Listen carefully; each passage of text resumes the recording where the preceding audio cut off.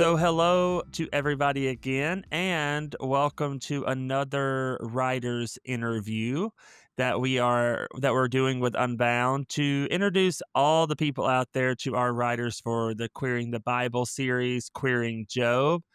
And this time we have a former classmate of mine and a colleague and a friend, Tyler, with us. And Tyler, tell the people all about yourself.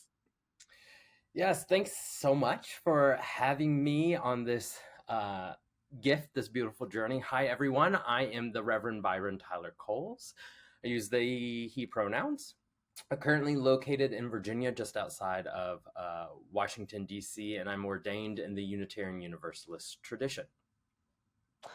Yeah, Tyler and I went to div school together. And I'm so grateful that you agreed to write for us. And Tyler is writing on the chapter 3 of Job. But in the whole series, it is called Querying the Bible. And for those people out there, that might be something that's kind of new, and it depends on who we talk to when it comes to what does that mean for them. And so we have been asking all of the writers, when we say querying the Bible, what does that mean to you?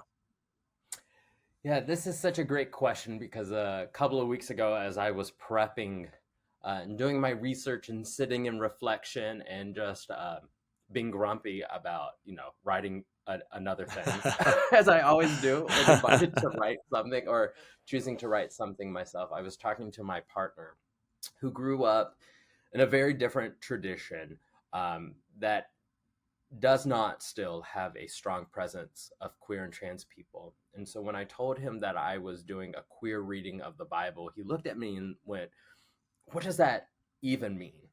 And and so not only did I have to slow down uh, and not assume that all people know what queering a text means, I also had to work back a little further and understanding about what we do it with the text, why we engage the text, doing more than just reading the text.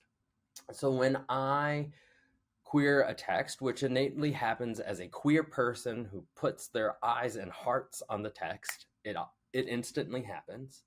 What I'm seeking to do is understand how my life and my narrative and my journey up till now and how my hopes and dreams and fears fit between the lines of the text. Whether I can easily see myself in the narrative for whatever reason, or might have to do a little more spiritual lifting, if you will, to see myself in a particular text.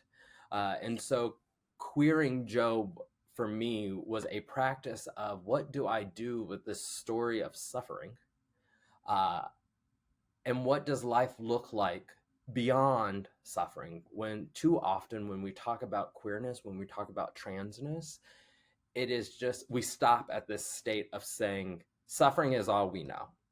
And I just don't believe that. I don't think Yeah. a God of good things or a God worth worshiping and living with wants our lives to be defined by suffering because of who we love or how we express ourselves or who we have come to know ourselves to be. Yeah. And that is something that it is often whenever we talk about the queer or the trans community, it is often always about, oh, the things that we go through.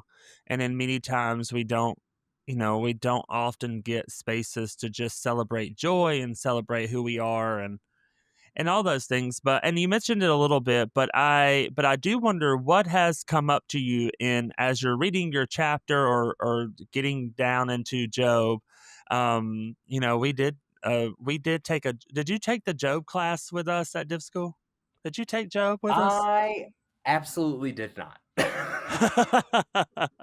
Yeah, it was a Absolutely. wild one. It was a I wild bet. one. But I wonder how what has come up for you in your reading of Job. Yeah. Well, before I talk about the reading, I did want to touch on this thing that you lifted up, as well as reflecting back something I said of when we often talk about queer and trans experiences, it is often reduced to to the shame, to the us Yeah. being ostracized, particularly so in religious spaces, right? And Yeah. that is a very real, present experience for too many of our siblings, right? And Yeah. spirit willing, may it cease to be, and may it just be a nightmare of generations past. And I also want to hold space that people have religious experiences as queer and trans people that are not just awful, right? Yeah. It falls somewhere in between. They actually might come from a tradition that is uh, so affirming. The person never needed to come out to begin with, right? I Yeah. have friends where that was true for them, right? Uh, so one of the things I want to hold is the fullness of our experiences as people of meaning making in religious community, and knowing that we have a variety of experiences. So that's one. Yeah. As I sat and worked with Job, one, it is Job and Revelations are the two texts in the Bible that, as a theologian, I just really never want to have to touch. And so when you extended the invitation to do this, I was like, yeah, it's probably time to, Yeah. push up the sleeves and to do something with this.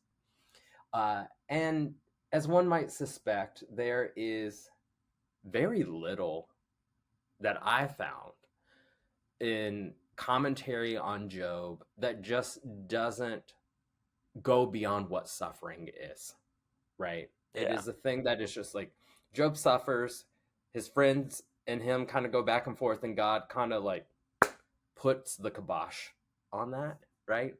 Yeah. Uh, and it ends with like, well, I created everything, so like, know your place, girl. And theologically, I find that boring, Yeah. right? It is. Yeah. It is, right? And so, what I wanted to do is to touch a little bit on suffering and push a little bit beyond it, knowing that I was only working with chapter 3 and not the whole text, Yeah. uh, and push beyond it. And I was actually not interested nor making an assumption about letting God off the hook, particularly in this text that we see God as the prime mover of Job's pain and sorrow. Yeah. He literally tells Hasatan, the Satan, um, girl, do your worst, but just don't kill him, right? Yeah. And so I wanted to work with all of this reality, given the one particular chapter I was assigned to work with. Yeah. It is tough. And I think that especially in a time such as this when, our community is really being targeted for a lot of different reasons and a lot of hate is coming our way.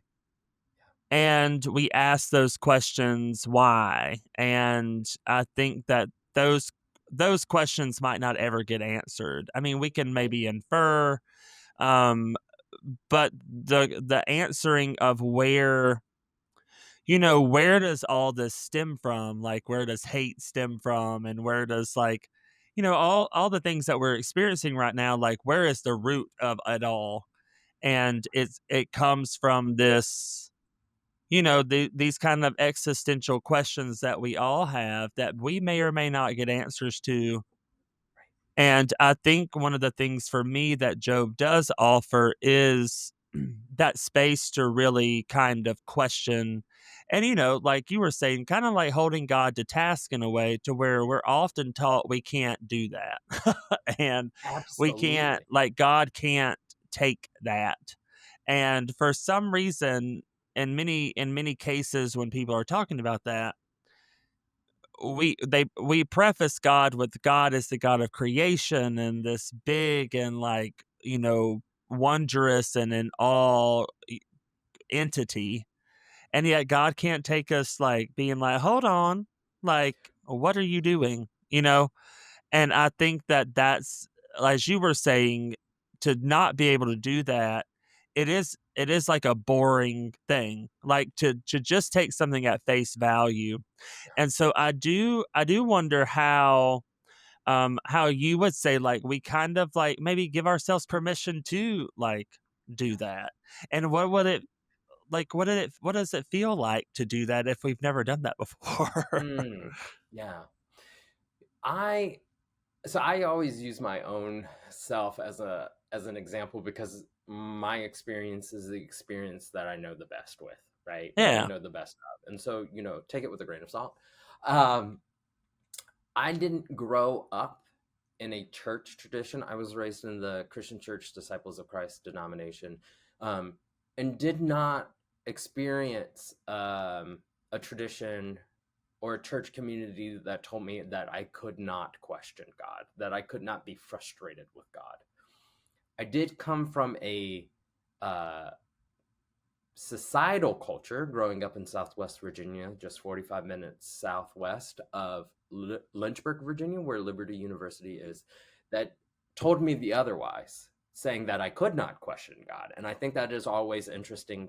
You might have a church experience, you might have a family experience, and you might have a societal experience that are all saying very different things, right? Yeah. And it was actually the societal experience that I kind of latched onto in this don't question God.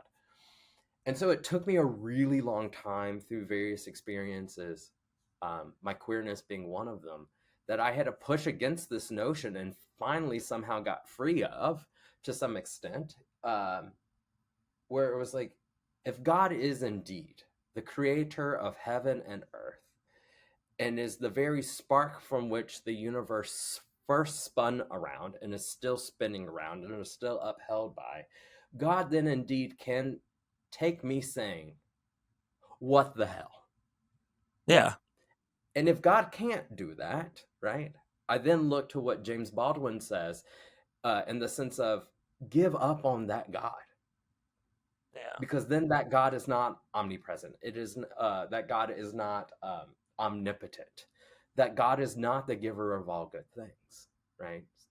If I am finite and God is infinite, God surely then should be able to hold my momentary questioning.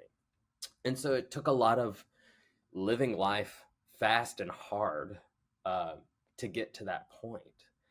And it actually helped me come to a closer relationship and understanding of God, in the sense of like, God doesn't exist light years away, but Yeah. does exist closely, intimately, and innately.